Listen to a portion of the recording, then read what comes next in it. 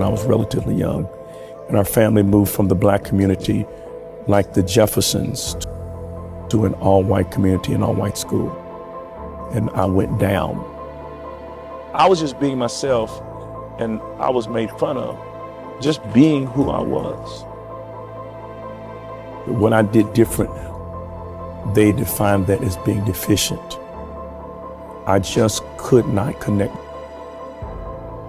I just shut down. I went back to church, to the black church. And this man named Charles Mims took me in and poured into me. He's the one that rescued me from self-loathing.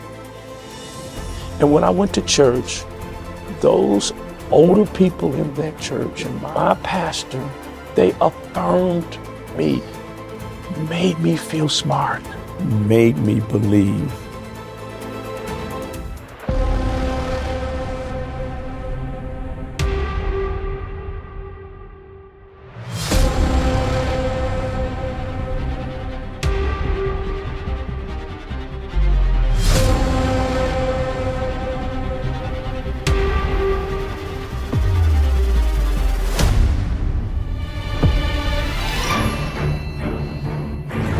First and foremost, I'm the husband of Barnetta Cosby. That is very important to me.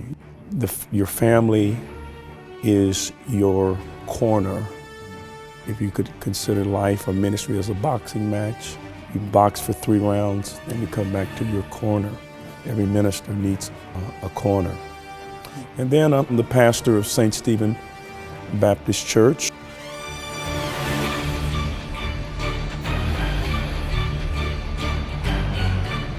I think that sometimes the goal of preaching should not be to give people new information, but just to help them feel confident in what they already know is true. They were just exceptional, and just goes to show you when we believe in our kids, they always rise to the level of our confidence in them. And Miss Courtney, everyone is not called to work with children. Nothing worse than being pushed into a ministry that does not fit you. Courtney is in her element. Wow. Wow. The question we constantly ask ourselves at St. Stephen Church is if we were to go out of business, would the community miss us? And I am confident that the community would miss us because of our interaction with being a servant institution that seeks to meet spiritual empowerment and social justice advocacy. So my preaching is very targeted to the black experience. He was the one. Now please don't mishear me. I am not saying that Muhammad Ali is the property of black people. He is the property of all people. I am so glad Dr. Cosby was the first speaker.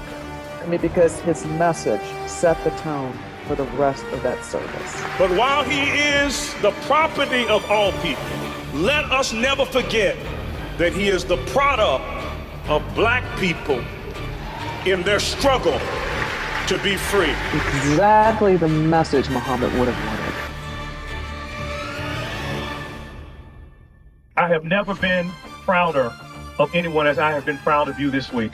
And I cannot put into words how much I love all of you and how I am here for you to help you achieve the excellence. Let me tell you something. About 5 years ago, we didn't have a band. I had enough faith to believe that one day we would. So guess what I did? I went ahead and purchased 100 instruments, believing that if I trusted God, that someone would pick up that instrument. And when you were up playing them, it was like you were the answer to a prayer. So thank you so very much. The best is yet to come. And when I went there in 1979, we didn't have any land. We're in the poor neighborhood. All we had was liquor stores and nightclubs all around us. But I said, I'm going to fight to produce some fruit. And we planted our mailbox in concrete. And we turned around and purchased every piece of land we could buy. and stayed there.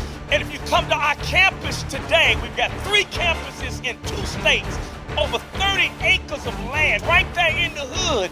The liquor stores, we bought them all. They are gone. God gave us the land of the Hittites, the Jebusites, the Shilites, and the Budlites. Because if you're going to have something, you got to be willing to fight